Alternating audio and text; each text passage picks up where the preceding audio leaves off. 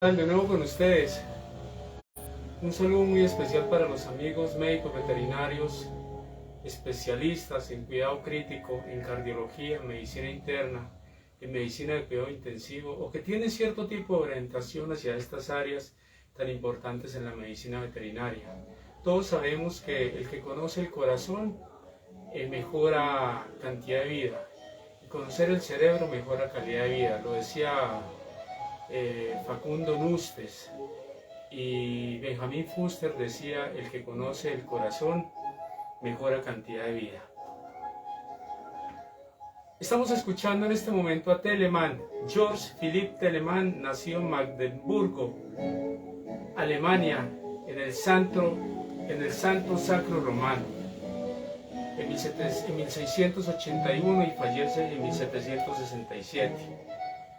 Compositor barroco alemán, pero también fue algo de clasicista también, y es considerado como el hombre más prolífico de la música en la historia de la música. Inclusive Telemann fue el primer hombre que cobró porque las personas fueran a los cultos. Ellos hacían la música en estos lugares y cualquier día Telemann dijo: pero ¿cómo hace que nosotros haciendo música y no cobramos por ella? ¿De qué vivimos? Entonces comencemos a cobrar por la música. Y ellos se presentaban en los cultos. De ahí viene la palabra música culta o música para gente.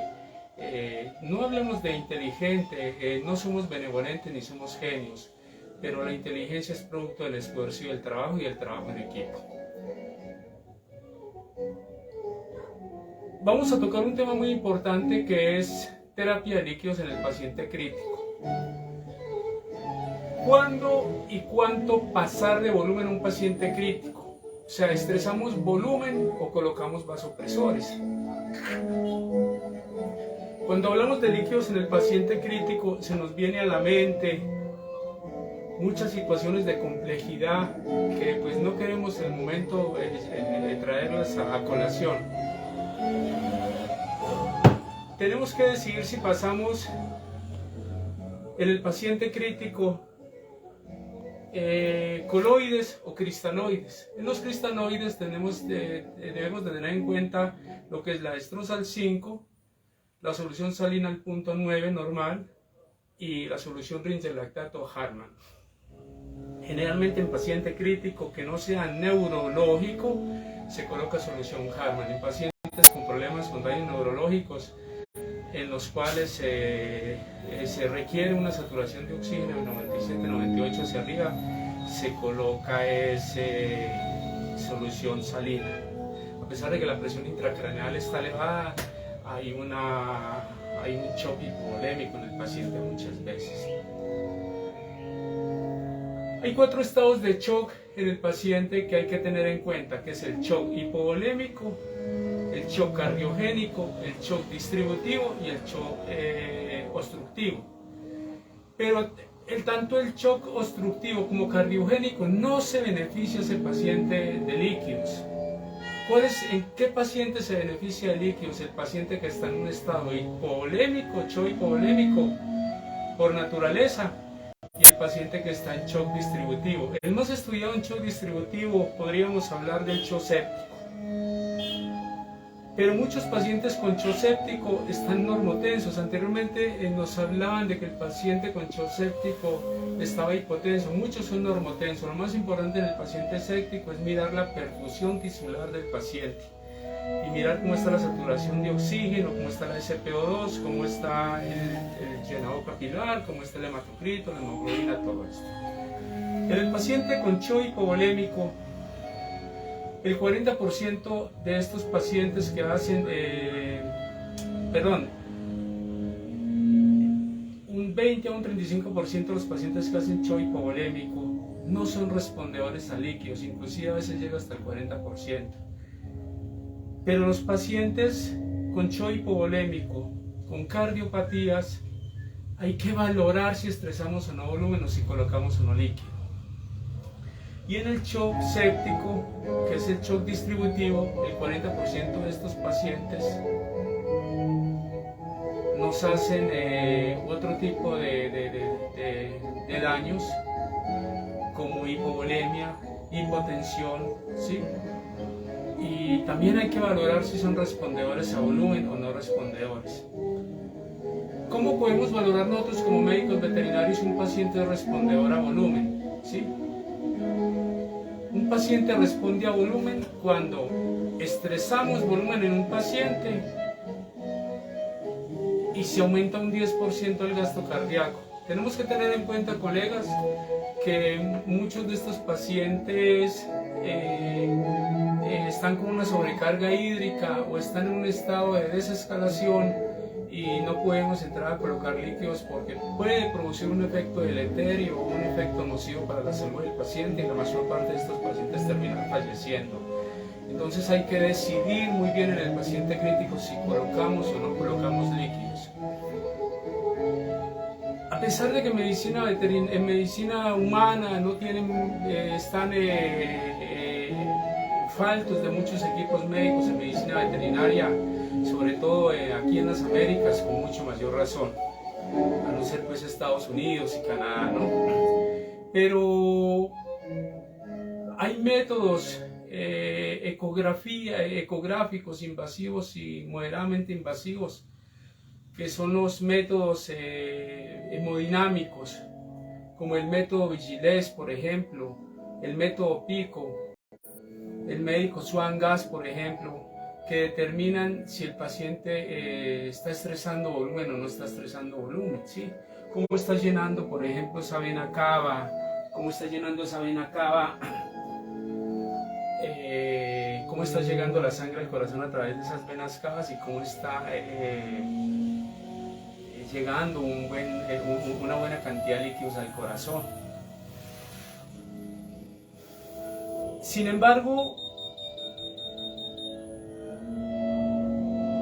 tenemos algunos métodos subrogados que no tienen que ver con estos métodos sofisticados, que nos indican que ese paciente que le administramos volumen mejora la perfusión tisular.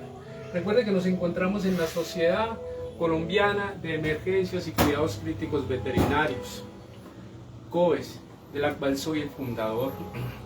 Nos encontramos en Sovida Medicina Veterinaria. Agradecemos a la enfermera Janet Rivera Correa por hacernos las grabaciones. Los invito, antes de continuar, para que entren al canal Sala de Emergencias, activen la campana de notificaciones, den like y compartan siempre los videos para que la gente esté viendo todos estos videos y denos un cariño, colabórenos por lo menos en compartir, para que podamos seguir compartiendo los videos con ustedes y hacer una actualización en temas de gran importancia en medicina veterinaria. Las ventanas clínicas son presión arterial, frecuencia cardíaca y tiempo de llenado capilar, o KVO, que es el Keep Vein Open, que es mantener la vena abierta. Esto es muy importante tenerlo en cuenta.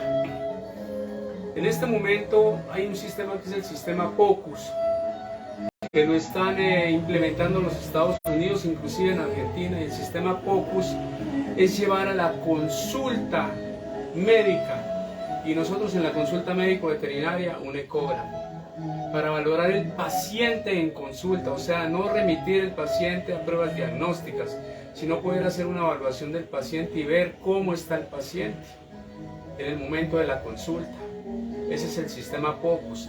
POCUS viene de una palabra que se dice point of head, que es llegar a la cabeza del paciente o a la cabecera del paciente. ¿Para qué? Para determinar qué posibles daños tiene el paciente y de pronto algún tipo de diagnóstico temprano que se pueda hacer en él, así como muchos colegas que no hacen presión arterial no saben la importancia y todo lo que se nos abre en cuanto al diagnóstico en un paciente. Les voy a dar un ejemplo de un paciente que está haciendo un shock séptico urinario. Es un paciente que tiene la presión arterial, hay una hipotensión severa, está 85-30 aproximadamente, y ni hablar de la presión media estaría en 2 veces la presión diastólica, son 70 y 85, 155. Tiene una media de 51 aproximadamente. Paciente que tenga una media por debajo de 65 de 60 milímetros de mercurio es un paciente o que hay que estresar volumen o hay que colocar una terapia vasopresora. Entonces hablamos del paciente hincho séptico urinario, presión arterial elevada, presión arterial baja, una presión arterial media, que es la presión de perfusión tisular del organismo. Es la que nosotros en cuidado intensivo y en anestesiología importa. Una frecuencia cardíaca de 135-140 y un tiempo de llenado capilar de 8. Demos un ejemplo, un paciente de 8 kilos. Hay un método subrogado que es muy importante conocer, y es colocar el paciente en posición supina y elevar las extremidades entre 45 y 90 grados para que ese 3 o 4% de la sangre que se encuentra en las extremidades llegue al corazón y se produzca una autocarga, que es pasar volumen sanguíneo de las extremidades al corazón. Si el paciente tiene problemas de fracturas, pues no se podría hacer esto si son fracturas múltiples. Si el paciente tiene la presión intracraneal elevada por un trauma de tránsito callejero o porque tuvo un accidente con arma cortopulsante o una bala, cualquier cosa, pues lo que hay que elevar es la cabeza del paciente a 45 grados para bajar la presión intracraneal. Y el paciente hay que dejarlo quieto y valorarlo, hacerle valoración al paciente, pero no podríamos mirar cómo está esta autocarga a la llegada de sangre al corazón. Si el paciente, cuando le hacemos la autocarga, el paciente aumenta la presión arterial, disminuye la frecuencia cardíaca y mejora el tiempo de llenado capilar entre un 25, 27 y 30%, ese paciente nos está indicando que le podemos estresar volumen, que le podemos colocar líquidos. Si él no mejora estos parámetros, estas ventanas clínicas, el paciente nos está diciendo que no es respondedor a volumen. Y si no es respondedor a volumen, no se le puede colocar volumen o colocar unos volúmenes muy, muy, muy bajos. Tenemos el otro escenario,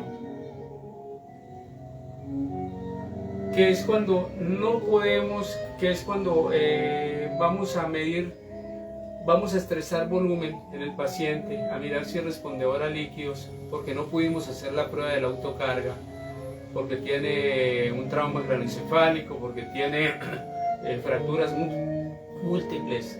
Entonces vamos a colocar entre 3 y 4 ml por kilo flujo hora. Cada 4 horas, ¿qué hacemos nosotros? ¿Sí? Hacemos miramos cómo están las variantes hídricas en el paciente, todo en base a metas clínicas. ¿Cuáles son las metas clínicas? Miramos tiempo de llenado capilar, que esté mejorando, miramos que la frecuencia cardíaca esté mejorando, que la presión arterial se esté normalizando, que la temperatura esté normalizando, ¿sí? Miramos cómo está la capnografía o la expulsión de CO2, cómo está la saturación de oxígeno, que esté por encima de 92 en paciente crítico, o que esté por encima de 92 en paciente con un EPOC, por ejemplo, un SRS, por ejemplo, es un síndrome en el cual el pulmón está supremamente inflamado, hay una tormenta inflamatoria. Entonces, esto lo vamos evaluando de acuerdo a las metas clínicas, en que si el paciente, cómo está el gasto urinario, cómo está el peristaltismo y todo eso, entonces evaluamos cómo está el paciente. Si el paciente, y lo hablábamos anterior, si el paciente está haciendo una pancreatitis, por decir algo, sabemos, y lo vamos a recordar, sabemos que los ayunos prolongados, ¿sí?, hacen que se aumente la translocación bacteriana. entonces no hacer ayunos prolongados. ¿Cuándo comenzar a dar alimento al paciente? Cuando el paciente quite el dolor, cuando el paciente mejore la perfusión tisular, ahí le comenzamos a dar al paciente un poquito de una masa blanda o algo así, un concentrado ID o un concentrado AD puede ser para este paciente, ¿sí? Es el momento de entrar a alimentar al paciente para evitar la translocación bacteriana. No hacer ayunos prolongados, no iniciar tratamiento antibiótico temprano si no hay un indicio de que hay una infección, porque podemos provocar, se ha determinado que los periodos de sobrevida disminuyen cuando se inician antibióticos tempranos en paciente con pancreatitis. De esto hay un video que lo hicimos esta semana.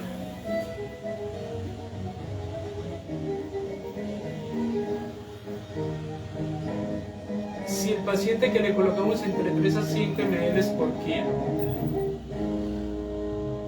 para estresar volumen y para aumentar el gasto cardíaco en 10%,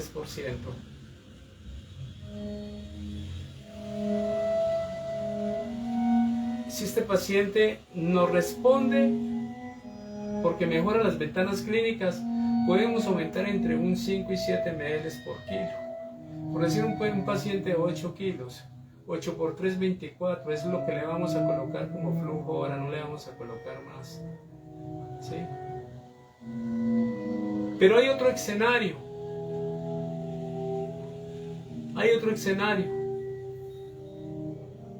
Y el escenario es en donde podemos iniciar vasopresores como noradrenalina 0.05 microgramos por kilo, ¿sí?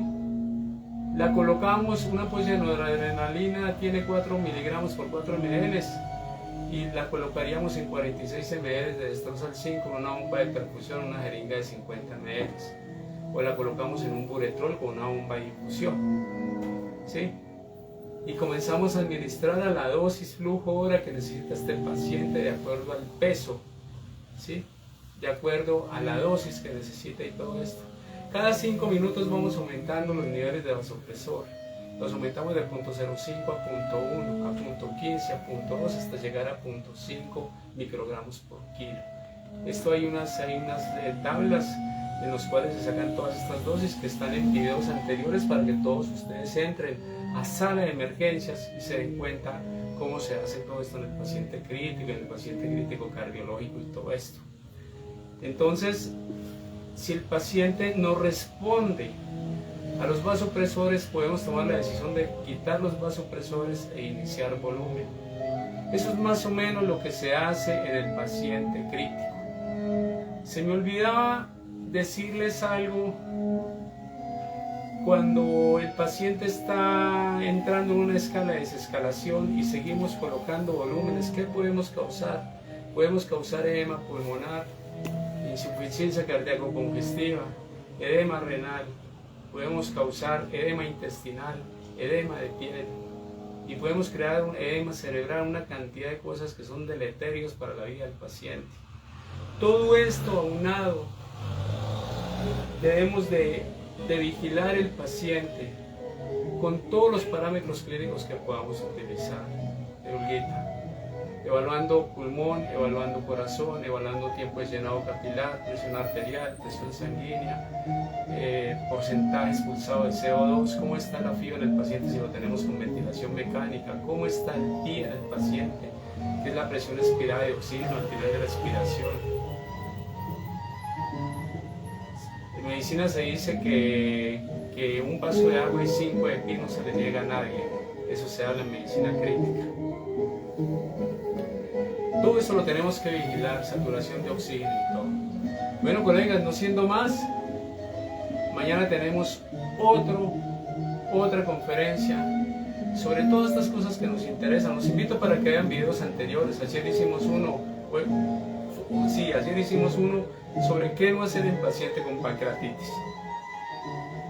Para todos ustedes, de Albéitar a Albéitar, hasta que nos volvamos a encontrar, recuerden que somos médicos veterinarios, nos preparamos para salvar vidas, camino a la excelencia. Que Dios los bendiga, que Dios me bendiga. Les recuerdo, activen la campana de notificaciones y suscríbanse al canal Sala de Emergencias en YouTube.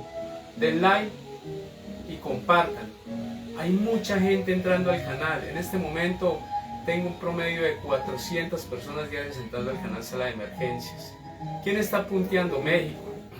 Después de México sigue España, luego sigue Colombia, luego sigue Estados Unidos, luego sigue Argentina, Chile. Desde la India nos están viendo también con un 4% desde la India. Nicaragua, Perú, no recuerdo los porcentajes. Un saludo para todo el cuerpo médico veterinario del mundo que nos apoya. Los invito para que entren a la página, a las páginas Dr. Chica y COES en Facebook, y para que entren al grupo Veterinarios Pequeño Corazón, que es la página de cardiología. Para todos ustedes, hasta un próximo quite. Que Dios los bendiga y que Dios me bendiga. Chao, gracias. Chao.